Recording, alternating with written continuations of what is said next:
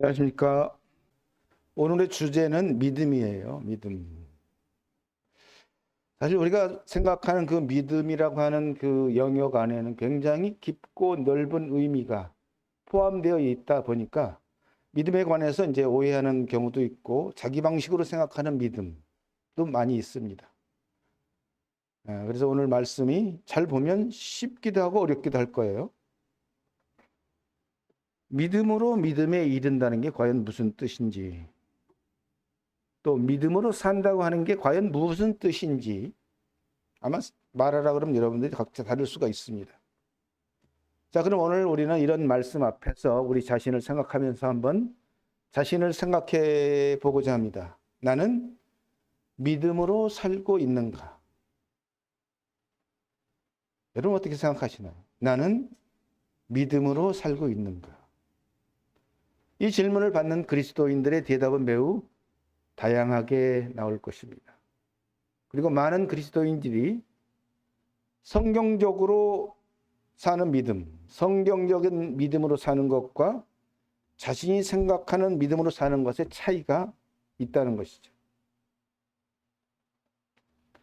우리가 교회 생활이나 종교 생활을 두 가지 겸해서 부르기도 합니다. 나는 교회 다니니까, 나는 종교 생활 하니까, 나는 믿음으로 산다라고 얘기합니다.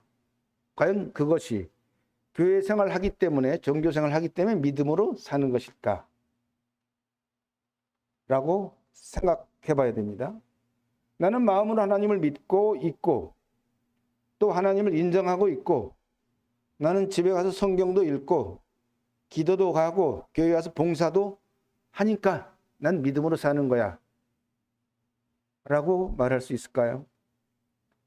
그건 다르게 표현하면 종교적 행위라고 할 수 있는데, 사실 그런 것들은 진정한 믿음이라고 하는 믿음의 영역에서 밖으로 보여지는 외형적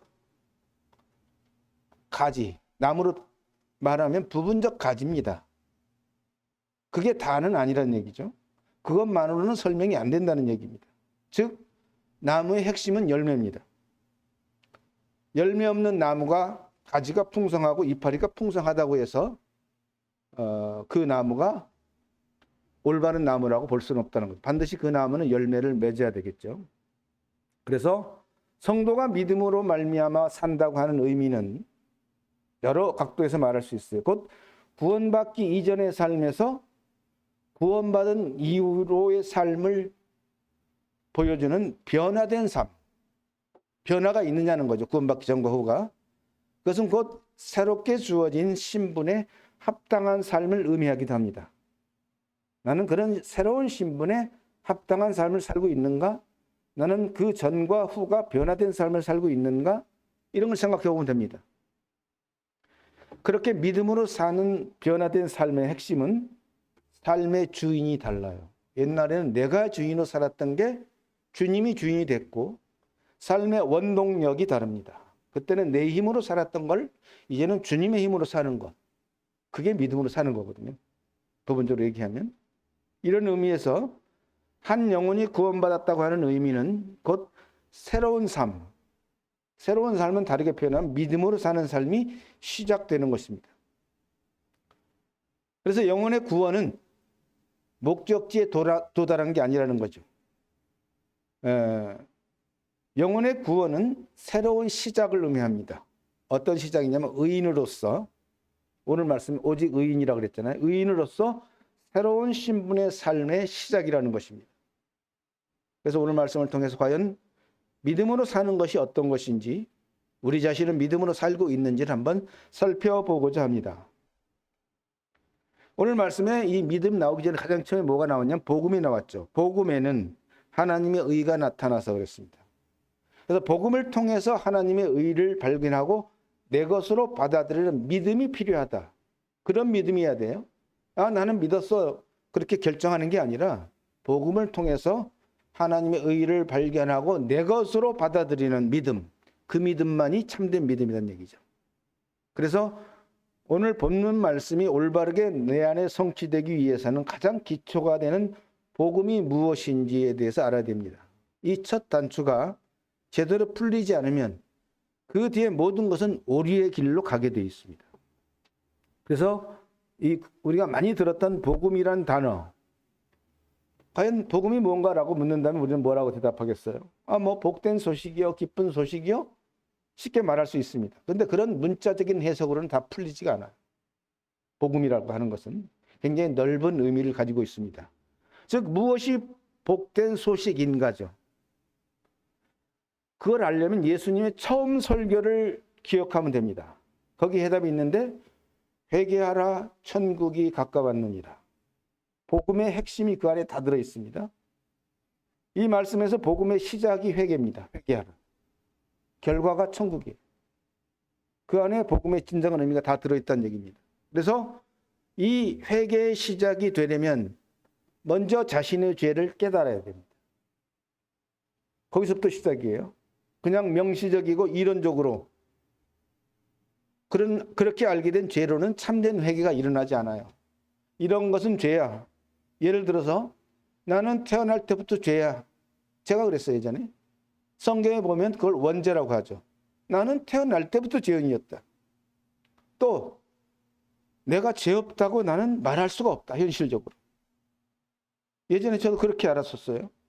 근데 그 정도 갖고는 진정한 복음을 깨닫기 어렵다는 것이죠. 그런 죄의 인식은 이론입니다. 이론이고 공중에 떠 있는 지식에 불과한 것이에요. 이처럼 우리는 성경의 지식과 교리에 동의하는 수준의 죄 인식이 아니란 얘기입니다. 그거 가지고 죄를 제대로 알았다 그러면 안 된다는 얘기죠. 그럼 뭐냐? 현실적으로 마치 아무도 모르게, 아무도 보는 사람 없는 속에서 내가 도둑질하다가 들킨 것처럼 자신의 죄가 하나님 앞에 들켜버린 죄인의 인식, 그 인식이 있다면 그 사람은 바로 회개하는 마음이 듭니다. 하나님께 들켰기 때문에. 그리고 그 사람은 해결책을 찾게 돼 있어요. 그래서 복음의 말씀을 듣고 찾게 되는 것입니다. 해결책을. 그래서 한 영혼이 구원의 해결책을 찾다가 그 해결을 주는 하나님의 의를 발견한 믿음이 오게 됩니다. 이것은 하나님의 의가 갑자기 나타납니다. 마치 인격체처럼 활력 있게 갑자기 자신에게 나타난다라고 표현할 수 있어요. 그걸 다른 말로 계시라고도 합니다. 이런 현상이 바로 성령의 역사이고 하나님의 기도에 대한 응답으로 나타납니다. 이런 성령의 역사가 없다면 복음은 생명 없는 이론에 불과합니다. 지식에 불과하다는 얘기예요. 그래서 여기서도 하나님의 의가 나타났다 그랬잖아요. 복음에는 하나님의 의가 나타났어요. 내가 어서 꺼낸 게 아니에요. 만든 것도 아닙니다. 나타났어요. 나도 모르게. 그 의미는 한 죄인이 구원을 찾고 있는 상황에서 발견된다는 의미거든요. 못 보던 걸 갑자기 발견, 이런 게 있었어? 그게 나타나는 겁니다. 그동안 보지 못했던 새로운 사실, 즉 하나님의 죄사함의 은혜가 나타나는 거예요. 새롭게. 놀라운 일이죠. 이 죄사함의 은혜가 자신에게 주어지되 100% 은혜의 선물로 주어지는 게 바로 이제 구원이죠. 그걸 깨닫게 되는 게. 그래서 이 말씀에서 말하는 하나님의 의는 뭐냐면 하나님께서 말씀하시고 인정하시는 것으로 한 영혼에게 있는 죄를 사해주고 이제 너는 죄가 없다. 즉 하나님으로부터 의롭다 하심을 인정하는 믿음의 확증을 의미합니다. 이런 하나님의 의는 사람의 행위나 노력으로 불러올 수가 없다. 종교생활로 얻을 수가 없는 것들입니다. 이것은. 의가 나타나기 때문에. 내가 쟁취하는 게 아니란 얘기죠. 근데 그런 믿음이 믿음에 이르게 한다라고 나오죠. 하나님의 의가 나타나서 믿음, 지금처럼 말했던 복음에 의해서 믿어진 그 믿음이 결국 믿음으로 이르게 한다. 여기서 믿음이라는 단어가 연거푸 반복적으로 사용됩니다. 근데 이 두 단어 내용이 좀 달라요. 앞에서 말한 믿음과 뒤에서 말함. 처음에 나오는 믿음은 자신의 죄를 사해주는 하나님의 의의 선물을 발견한 믿음이고요. 두 번째 믿음은 자신이 죄사함을 받고 새로운 피조물로서 출생하여 하나님의 자녀가 되는 신분을 획득해서 하나님의 나라에서 하나님과 영생을 누릴 수 있는 그런 새 신분의 영역입니다. 믿음으로 살아가는 영역이고 앞으로는 구원을 받은 그런 믿음을 의미합니다. 그래서 죄인을 의롭다 함을 얻게 해주는 믿음에서 이제 믿음으로 살게 하는, 믿음으로 사라지는 믿음에 도착했다는 얘기죠. 이것은 곧 복음의 말씀을 듣고 구원을 받음으로써 바뀌어진 신분의 변화를 의미합니다. 즉 하나님의 자녀로 출생하면 그때부터 뭐가 달라집니다. 그죠? 우리나라에서 만약에 대통령이 되면 뭐가 달라집니까? 경호원들이 붙어지고 모든 것들이 다 바뀌죠. 신분이 바뀌니까. 그것처럼 우리가 하나님 자녀로 구원받으면 출생하면 그때부터 하나님의 보호하심이 따릅니다. 즉 죽은 영이 소생됨으로 인해서 하나님의 새로운 영적 교통이 시작되는 걸 의미하기도 합니다. 또한 구원받은 성도의 마음에 하나님은 들어가죠. 들어가서 마음의 성견을 삼으시고 그때부터 그 사람의 주권자가 되십니다. 하나님은. 그래서 그 사람의 새로운 주인으로서 새 역할을 의미하는 것입니다. 그렇게 돼야만, 그런 것들이 완성이 돼야만 그 뒤에 나오는 믿음으로 말미암아 사라집니다. 그래서 오직 의인은 믿음으로 말미암아 살리라 함과 같으니라. 이 말씀이 성취되려면 지금까지 설명했던 것들이 다 이루어져야 됩니다. 그래서 한 영혼이 죄사함을 받고 구원을 받았다는 의미는 의인의 자격을 얻은 것입니다. 물론 그 혜택은 엄청나죠. 자신의 죄를 용서받아서 죄라고 하는 형벌로부터 면제를 받고 하나님의 영원한 생명을 얻었으며 이제는 하나님의 자녀가 되는 권세를 받아서 하나님을 아바 아버지라고 부르게 되는 것이죠. 이게 의인입니다. 새로운 신분입니다. 이런 이제 의인이라 칭함을 받고 구원을 받은 것은 끝이 아니고 새로운 시작에 불과하다.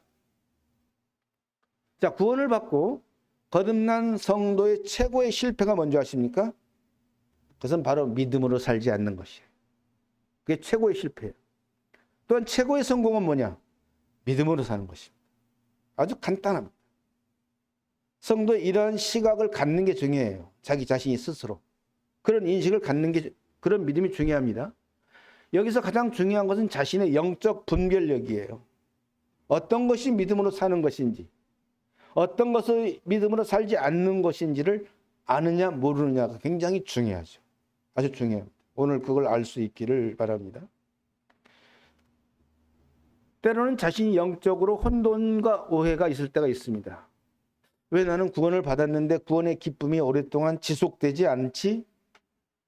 또 어떤 때는 영적으로 즐겁고 행복하다가 또 어떤 때는 무미건조하고 어떤 때는 산 꼭대기에 있다가 어떤 때는 산 골짜기에 있는 것 같은 영성의 기복이 심한 이유는 뭘까를 찾아야 됩니다.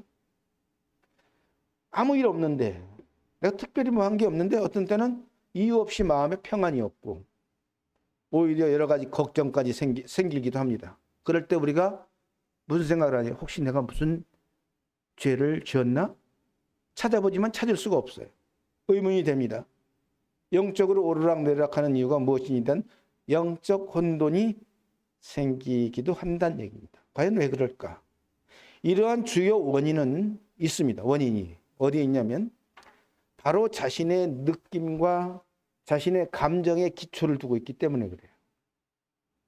자신에게 즐거운 느낌과 감정이 있으면 영적으로 좋은 것 같고 감정이 메마른 느낌이 있으면 영적으로 안 좋다고 생각하는데 이것을 엄밀히 보면 믿음을 영적인 데 두지 않고 육적인 데 두고 있다는 결론이죠. 느낌과 감정에 기초했다는 얘기는 그건 영적인 게 아니에요. 육적인 데 기반을 두고 있기 때문에 그렇다는 것입니다. 로마서 5장 2절에 뭐라고 했냐면 또한 그로 말미암아 우리가 믿음으로 서 있는 이 은혜에 들어감을 얻었으며 하나님의 영광을 바라고 즐거워하느니라. 다만 이뿐 아니라 우리가 환난 중에도 즐거워하나니 이는 환난은 인내를, 인내는 연단을, 연단은 소망을 이루는 줄 알미로다. 만약에 우리가 자신의 느낌과 감정에 기초를 두고 있다면 이 말씀은 절대 일어날 수가 없어요. 왜? 내가 환난 중에 있어요. 환난 중에 있는데 즐거워하겠습니까? 환난을 인내할 수 있을까요? 절대 없죠. 내가 환난이 오면 내가 무슨 죄를 지었나? 뭘 잘못했나? 내 영성이 엉망인가? 왜 하나님은 왜 이러시지? 원망하거나. 육의 기반을 두면, 느낌과 감정의 기반을 두면 지금 읽은 이 말씀은 결코 일어날 수가 없다는 얘기예요. 나에게 구원의 기쁨이 오랫동안 지속되지 않는가? 물론 여기에는 사람마다 차이가 있고 그 성도가 어떤 환경에서 어떤 영향을 받느냐가 따라서 다릅니다. 기본적으로 사람의 육신 안에는 선한 것이 없다고 성경이 말하고 있죠. 그래서 결국 사람은 자신의 밖의 환경의 영향을 받게 되어 있습니다. 인간인 이상 영향을 받아요. 그 영향력이 자신의 내면으로 스며들어옵니다. 그렇기 때문에 그 육적인 영향력이 영적인 영향력을 갉아먹는 거고 지배하는 것이죠. 이것은 꼭 믿음으로 살고 못 사는 문제만은 아니고 우리가 어떤 새로운 물건을 샀을 때 기쁘다가도 어느 정도 시간이 지나면 기쁨이, 감정이 사라지는 그런 육이 느끼는 감정과도 비슷하다는 얘기입니다. 그래서 우리가 그 원인을 육에서 찾으면 안 된다는 얘기죠. 영에서 찾아야 된다. 그래서 우리가 영적 평가나 체험에 관한 잘못된 관념을 정돈해야 됩니다. 즉 자신의 육신적인 느낌과 감정에 기초를 두는 것인데 대부분 영이 어두워지고 평안이 사라지는 감정이 오는 것은 지금 그 영혼이 하나님을 바라보지 못하고 옛사람의 습관적인 그 가치관으로 살고 있기 때문이에요. 그렇다는 거죠. 육신의 기반을 두고 있기 때문에 그렇다는 얘기입니다. 자, 그 반대 개념으로 보면 자, 우리가 구원받은 하나님, 우리가 섬기는 하나님은 변함이 있나요? 패전하는 그림자도 없다고 그랬잖아요. 성령님도 변함이 없고 하나님도 변함이 없고 진리의 말씀도 우리가 받은 영생도 변함이 없어요. 똑같습니다. 다만 자신의 내면에서 육신적인 느낌과 감정이 변한 거거든요. 마치 검은 구름이 태양을 가리면 어두워지는 원리와도 비슷합니다. 그러나 그 검은 구름이 제거되면 태양은 여전히 변함없이 빛나고 있어요. 이런 것들을 우리는 분별해야 된다는 것이죠. 그러면 쉽게 거기서 벗어날 수가 있어요. 원망하지 않고. 그러면 성도가 오직 믿음으로 살아가려면 어떻게 해야 되는가를 생각해 보겠습니다. 특별히 믿음으로 살아가기 위해서 무언가를 해야 된다고 하는 의미가 아니에요. 그러면 율법적이 됩니다. 나는 믿음으로 살아가기 위해서 무언가를 해야 된다. 그러지 않고 먼저 내가 무엇을 가진 자인가를 점검해야 돼요. 자신이 무엇을 가진 자인지 또 자신의 신분이 어떤 자인지를 알고 거기에 맞는 올바른 방향성으로 살아가면 되는 것입니다. 즉 자신의 새로운 신분에 합당하게 인식을 갖고 나는 하나님의 자녀야. 나는 더 이상 옛날에 습관적으로 살았던 옛사람이 아니야. 그게 바로 믿음으로 사는 한 의미를 얘기하고 있습니다. 자, 그래서 더 구체적으로 믿음으로 살기 위해서 필요한 몇 가지가 있습니다. 처음에 하나님을 가까이 하는 삶이 중요하다. 인간은 영향을 받게 돼 있다고 그랬죠. 근데 하나님을 가까이 하지 않고 세상을 가까이 하면 세상의 영향력이 들어오게 돼 있습니다. 예전에 맥도날드 형제님이 그런 얘기를 썼던 글이 있었어요.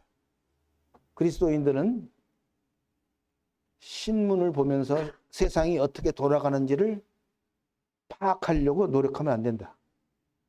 그렇게 되면 거기에 나타나는 세상적인 것들이 오히려 그 먼지가 내 영혼으로 스며들어온다. 내 영혼을 가린다. 그렇게 얘기를 했거든요. 그렇게 영향력이 들어오게 돼 있습니다. 근데 하나님을 가까이 하게 되면 그런 먼지들이 차단이 되는 것이죠. 하나님을 가까이 하는 삶이 뭐냐 묻는다면 아주 쉬운 것들이 있죠. 예배와 말씀과 기도 생활을 꾸준하게 하는 것. 중요한 건 내가 잘하려고 하지 마세요. 꾸준하고 성실하게 하는 것이 매우 중요합니다. 잘하고 못하는 것은 자기의 기준이에요. 꾸준히 가장 강한 무기는 꾸준한 것입니다. 이렇게 사는 것이 예수를 닮아가는 비결이기도 합니다. 예수를 닮아가는 게 어려운가요? 자, 부부는 닮아간다 그러지 않아요? 왜 닮아가요? 매일 가까이서 보니까 닮아가요. 우리가 예수님을 하나님을 가까이 하면 닮아가게 되어 있습니다. 그게 비결이고 제자도의 길이고 그리스도인다운 삶이며 믿음을 가진 자로 인정받을 수 있는 정성적 믿음의 삶을 의미합니다. 성도는 육체도 그렇잖아요. 육체도 뭔가 활동을 해야 건강하듯이 영적인 호흡, 영적인 활동이 필요합니다. 그래야 영적으로 건강하게 되거든요. 특히 성도는 구원받을 때 하나님의 크신 사랑을 받고 하나님의 자녀가 되었습니다. 그 은혜로 인해서 우리는 엄청난 영생을 받았어요. 이건 엄청난 거죠. 영생을 부여받았고 또 엄중한 지옥의 심판을 면제받았고 하나님의 자녀가 되는 큰 권세를 받았습니다. 이런 것이 무형적이죠. 눈에 보이지 않는 무형적이다 보니까 계속적으로 확인하지 않고 호흡하지 않으면 잊어먹게 되어 있습니다. 또 사람은 육신은 옛사람의 관성을 따라서 흘러서 표류하게 되어 있어. 이런 것들이 나를 잡아주지 않으면 이 육이라고 하는 존재는 옛사람의 관성, 습관을 따라서 표류합니다. 점점 멀어져요, 하나님. 쉽게 말하면 믿음으로 사는 삶과 반대로 흘러가게 되어 있어요. 하나님이 나를 붙잡아주지 않으면 나는 흘러갑니다. 그래서 믿음으로 살기 위해서는 하나님을 가까이 하는 삶이 중요하다. 두 번째는 세상과 구별된 삶이 중요하다는 얘기인데요. 이 말씀을 우리가 조심해야 됩니다. 이것은 세상을 멀리하라는 의미가 아니고 스스로 고립하라는 말도 아닙니다. 성도는 세상 사람들과 같이 살아가게 되어 있어요. 믿지 않는 자와 함께 살아갑니다. 살아가되 그들과 가치관이 다르고 그들과 추구하는 삶의 방향성이 다른 구별된 삶이 필요하다는 것입니다. 그들이 볼 때 하나님을 믿는 너나 믿지 않는 나나 별 차이가 없네, 이 부분에서. 그렇다면 물론 하나님께 욕을 돌리는 경우도 되지만 믿음으로 그 사람이 지금 못 살고 있던 하나의 그 표현이기도 합니다. 우리는 세상에 있는 자들과 동일하게 세상을 사랑하고 그들의 가치관과 동일하게 말하고 행동한다면 그들과 무엇이 다르겠습니까? 무엇이 하나님의 자녀요, 무엇이 새로운 피조물이라는 구별점이 있겠는가? 그들이 볼 때 동일하게 본다는 것이죠. 그들이 볼 때 그러면 교회 다니는 우리는 어떻게 생각하는 줄 아십니까? 너희는 교회 다니는 취미를 가졌고 나는 그 취미가 없을 뿐이야. 당신들은 교회 다니는 문화생활을 하고 나는 그런 문화생활을 안 할 뿐이야. 이렇게 생각한다는 것입니다. 그래서는 안 된다는 것이죠. 그래서 이런 세상과 세상 사람들과 구별된 삶이 중요하고요. 또 하나는 성도가 하나님과 연합하고 동행하는 믿음의 인식과 각성이 필요하다. 인식은 뭐예요? 나는 지금 하나님과 동행하고 있다. 각성은 뭐예요? 이건 하나님과 동행하지 않는 삶이라는 깨달음이 왔을 때 각성이 됩니다. 이것은 성도를 하여금 믿음으로 살게 하는 원동력이 됩니다. 세상과 구별된 삶도 하나님과 가까이 하는 삶도 하나님과 동행하는 믿음의 인식이 없으면 추진력이 나오질 않아요. 동행하는 그 삶에 의해서 추진력이 나오는데 그렇지 않으면 추진력 자체가 어려워져서 이론은 다 알지만 안 됩니다. 성령의 도우심을 입을 수가 없습니다. 또한 성도는 그 오래된 옛사람의 습관을 따라 살면서도 자신이 믿음으로 살고 있지 않다는 사실을 인식하지 못하는 경우가 대다수죠. 사실 대다수입니다. 그러므로 자신이 믿음으로 살지 않고 있다는 것을 인지하고 분별해야 되죠. 그러기 위해서는 하나님의 말씀과 기도에 창념하고 하나님과 가까이 살아야만 그게 가능해진다는 얘기입니다. 그래서 결론적으로 보면 성도가 믿음으로 살려고 찾고 노력하기보다는요, 그쪽을 찾기보다는 이쪽, 어떤 쪽? 믿음이 아닌 걸 찾는 게 더 빨라요. 내가 믿음이 아닌 말을 하고 있고 믿음이 아닌 행동을 하고 있다. 이걸 찾는 게 더 빠릅니다. 더 쉽습니다. 예전에 몇 번 제가 예를 드린 것처럼 유명한 조각가가 인터뷰에서 그래 했어요. 당신은 어떻게 그렇게 훌륭한 조각을 할 수 있습니까? 그랬더니 나는 매일 사자상을 돌을 조각을 하는데 저는요, 이 돌에서 사자가 아닌 것만 쪼아냅니다. 그럼 남는 건 뭐예요? 사자만 남죠. 우리 신앙생활도 역시 그런 원리가 있다는 것입니다. 또 정원수를 관리할 때 정원사는 그 정원수가 잘 자도록 잡초나 벌레를 그 나무의 성장에 방해되는 요소를 제거하는 것이죠. 그러면 잘 자랍니다. 우리도 마찬가지. 우리가 생명이 있기 때문에 아닌 것만 잡아내면, 쪼아내면 믿음으로 사라지게 돼 있어요. 무언가를 해서, 뭔가를 잘해서 믿음으로 사는 게 아닙니다. 아닌 것을 찾는 게 훨씬 빠르다. 오늘 말씀을 정리하면 성도가 믿음으로 말미암아 산다는 의미는 반대로 뒤집어서 얘기하면 곧 자신의 생각과 판단으로 살지 않는다는 역설적인 의미이기도 합니다. 이 부분에서 많은 혼돈이 올 수 있는데 이 두 가지가 동시에 다 포함이 되어 있어서 서로 간의 구별이 어렵다는 것이죠. 어떤 건 내 판단으로 살고 어떤 건 하나님의 판단으로 사는 것 같고 이 구별이 어렵다고 생각하는 경우가 있습니다. 있을 수 있어요. 여기서 중요한 게 뭐냐면 어느 쪽이 먼저인가죠. 내 판단도 있고 하나님 판단도 있지만 어느 쪽이 먼저인가. 즉 주와 부의 설정하는 인식이 중요합니다. 하나님과 믿음이 주도하는 것이 주가 돼야 돼요. 주, 먼저가. 자신은 이를 따르는 부가 돼야 됩니다. 그럼 맞아요. 그런데 내가 나의 판단과 나의 생각이 하나님과 믿음보다 한 발이라도 앞서 나가면 이게 잘못되는 것이죠. 그건 믿음으로 사는 게 아니에요. 그러나 하나님과 믿음이 내 생각과 내 판단보다 한 발이라도 앞서가면 그건 믿음으로 사는 겁니다. 그래서 성경에서 뭐라고 했습니까? 믿음으로 행하지 않는 모든 것이 죄니라. 그건 자기가 주도하고 있기 때문에. 하나님이 주도해야 될 걸 자기가 주도하기 때문에 죄가 됩니다. 이제는 구원받았기 때문에. 구원받지 않으면 그게 죄가 안 되지만 구원받은 자는 믿음으로 행하지 않는 모든 것이 죄가 된다고 말씀하시죠.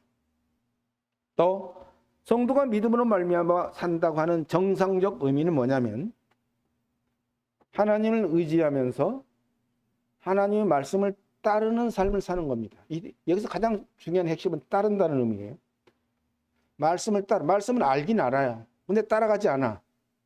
그건 믿음으로 사는 게 아닙니다. 말씀을 따라가는 삶을 산다.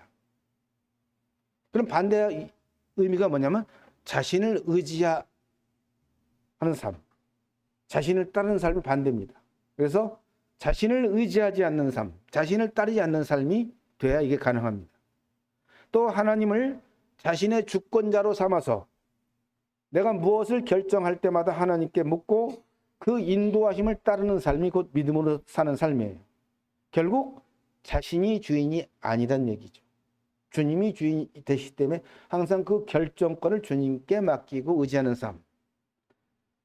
세 번째는 이 모든 것을 가능하게 하기도 하고 불가능하게도 하는 말씀이 있어요.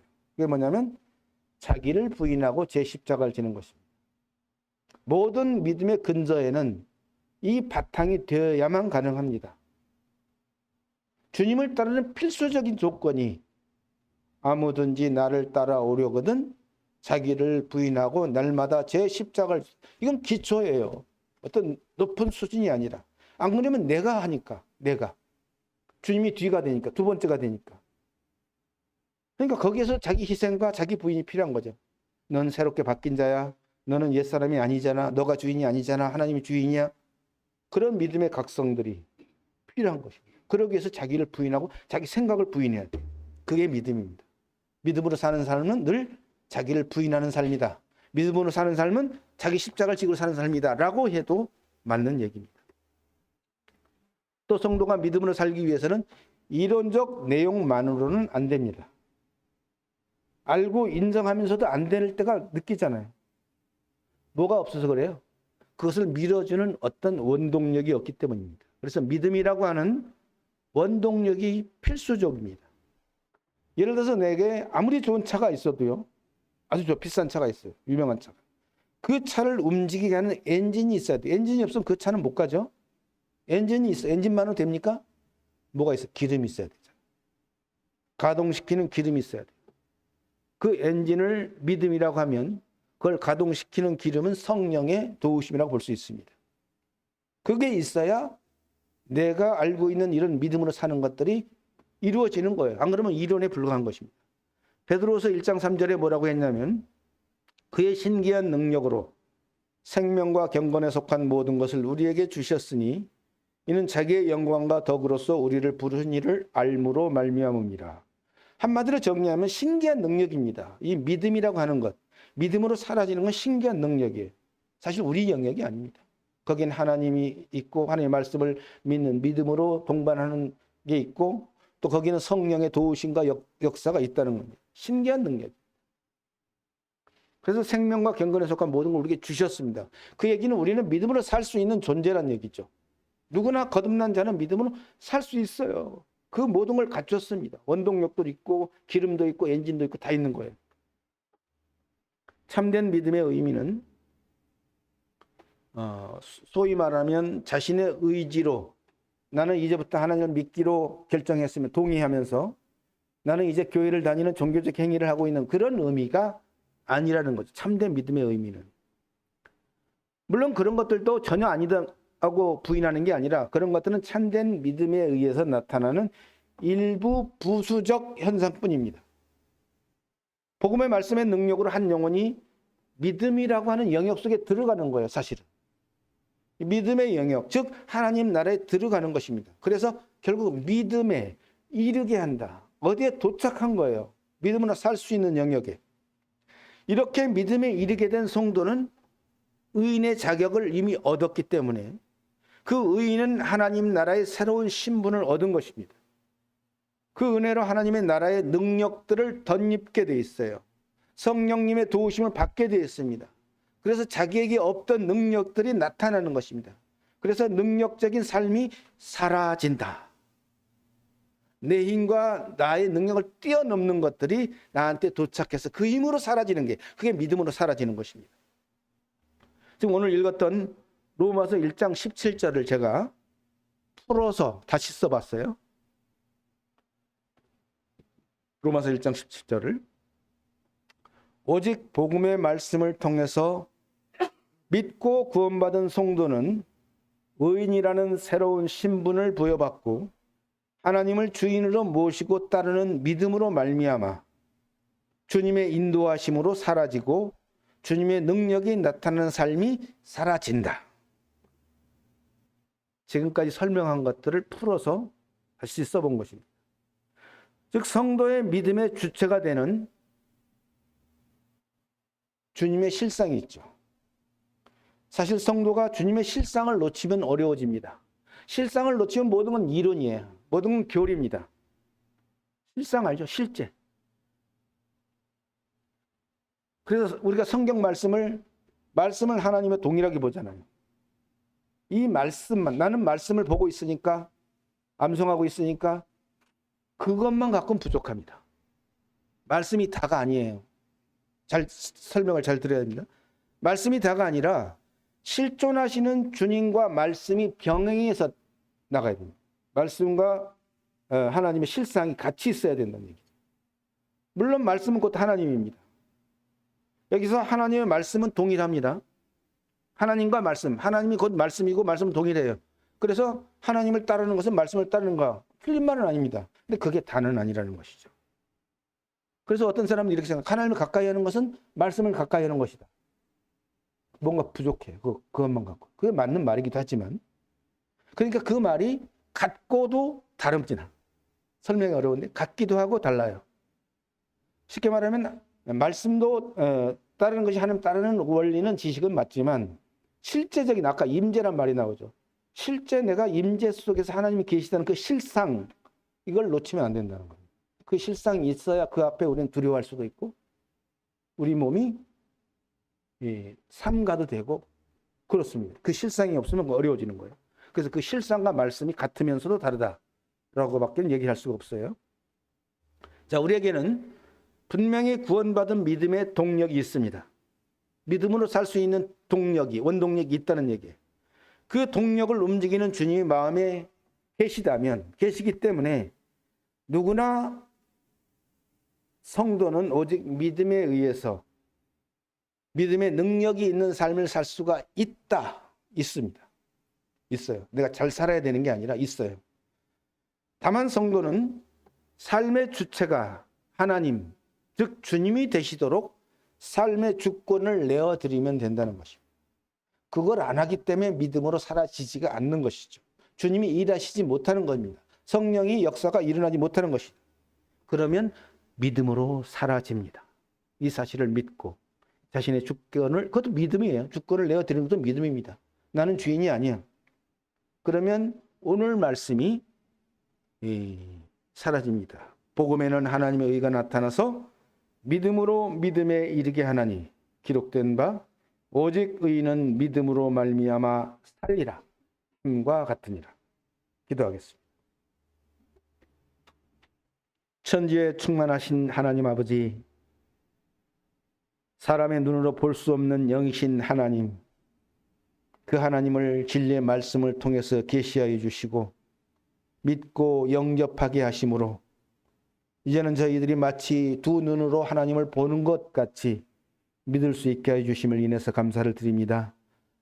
많은 사람들의 비밀인 이 믿음으로 사는 것이 어떤 것인지 모르던 저희들에게 바로 그 복음 안에 참 하나님의 의가 나타나고 그 하나님의 의를 받은 저희들에게는 믿음으로 믿음에 이르게 할 수 있는 이런 놀라운 은혜를 주심을 인해서 감사를 드립니다. 오늘 말씀을 통해서 이 말씀을 듣는 모든 성도님들이 참으로 하나님의 부여하신 의인답게 하나님께 주권을 내어드리고 그러므로 말미암아 믿음으로 믿음에 이르게 하는 삶이 이루어질 수 있길 원하며 하나님의 능력이 나타나길 원하며 하나님이 기뻐하시는 삶이 사라질 수 있도록 축복하여 주시기를 원합니다. 우리 주 예수님의 이름으로 기도드립니다. 아멘.